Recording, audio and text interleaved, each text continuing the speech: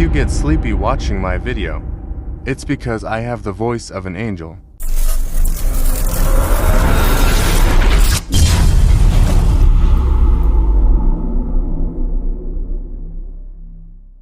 Sup guys, Aljan here. Pag-uusapan naman natin ang magulong mundo ng Pinoy basketball. Alam nyo na. So bago natin pag-usapan ang Pinoy basketball, pag-usapan natin ang NBA. Kasi nga ngayon is pa-playoffs na. So nanalo nga ang Miami Heat sa Chicago Bulls. Kahit wala si Jimmy Butler, 'di ba? Di mo akalain, no? Kasi hindi pala magiging disadvantage ang pagkawalan ni Jimmy Butler sa game na to. Parang mas gumanda pa for Miami Heat. Mga kalaban ng Miami Heat ang Boston Celtics. Kaya pa rin ba nila na walang Jimmy Butler? Sabi kasi nila na hindi daw makakapaglaro si Jimmy Butler ngayong playoffs Wala nang chance ata makapaglaro. Pero yun nga guys, kung di talaga maglalaro si Jimmy Butler, kaya ba ng Miami Heat ang Boston Celtics?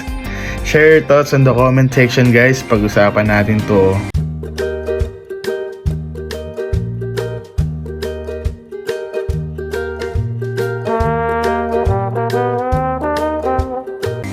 So meron namang pasabog si Sir Snow Badua.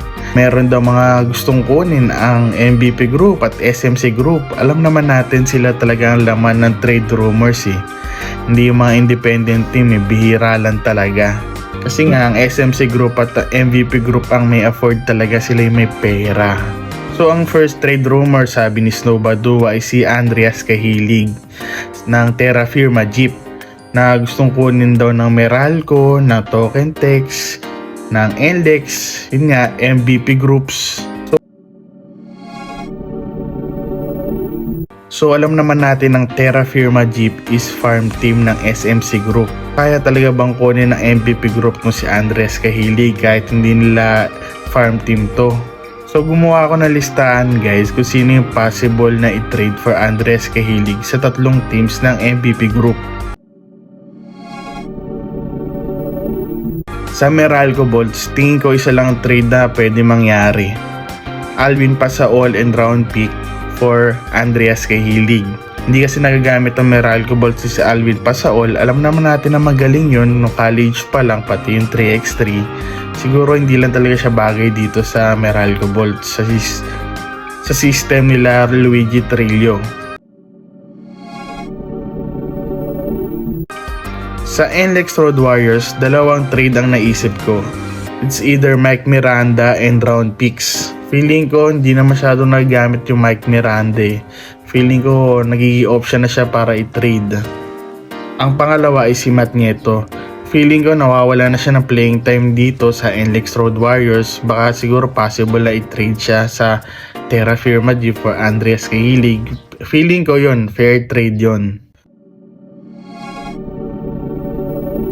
So kung sa TNT naman, isa lang nakikita kong trade dito kasi nga alam naman natin Token Tex hindi nagpapalamang yan. Tsaka ang TNT Tropang Giga isang number 1 team ng MVP Group. So tingin ko mangyayari dyan, Jewel Fonperada at Paul Varilla for Andreas Cahilig.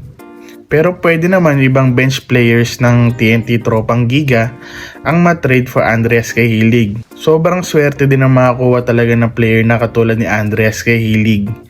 Para siyang si Cliff Hodge pero may 3-point shooting. Masipag dumipensa, may scoring. So guys, saan tingin nyo mapupunta si Andreas Cahilig? Sa NLEX, sa Meralco, sa Token Tex? Share your thoughts in the comment section guys, pag-usapan natin to.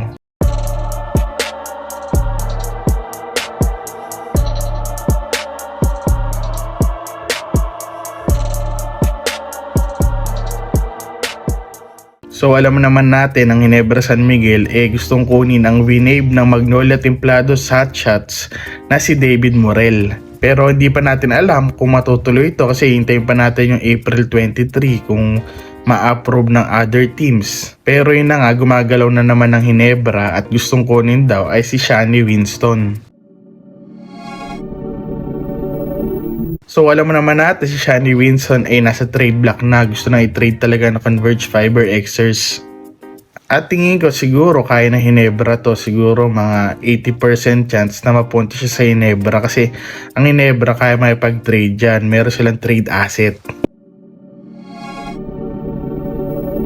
Gumawa ako ng list ng possible trade sa Hinebra at Converge. So ang number 1 trade siguro si Jeremiah Gray.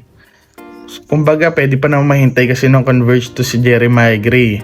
So alam naman natin ang Converge Fiber Xers ay tanking pa. So kung makuha nila si Jeremiah Gray ay okay lang. Pag naka-recover naman to is magiging magaling na player talaga. Malaki ang matutulong nito sa Converge Fiber Xers sa nire-rebuild nilang team.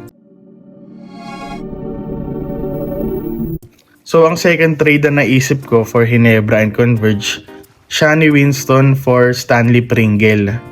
Kumbaga si Shani Winston is parang batang version yan no? Stanley Pringle. Tsaka yun nga, kulang sa veteran presence tong Converge Fiber Xers. So may matutulong din tong talaga, Stanley Pringle sa kanila. Okay, sabihin natin na mas bata nga si Shani Winston, pero gusto nila i-trade na talaga Kung desperado na i-trade ang Converge Fiber Xers, hindi naman sila lugi dyan, hindi sila lugi sa Jeremiah Gray or Stanley Pringle. Siguro pwedeng dagdagan ng Hinebra ng round picks kasi nga hindi naman masyadong mahalaga sa Hinebra yung round picks nila Kasi nga sobrang stuck na rin ng team sobrang madaming magaling na players na talaga sa Hinebra. So tingin nyo guys, mapupunta ba si Shani Winston sa Hinebra or sa other teams? Share your thoughts on the comment section guys. So guys, thank you for watching. Like, comment, share, subscribe. See you on the next video.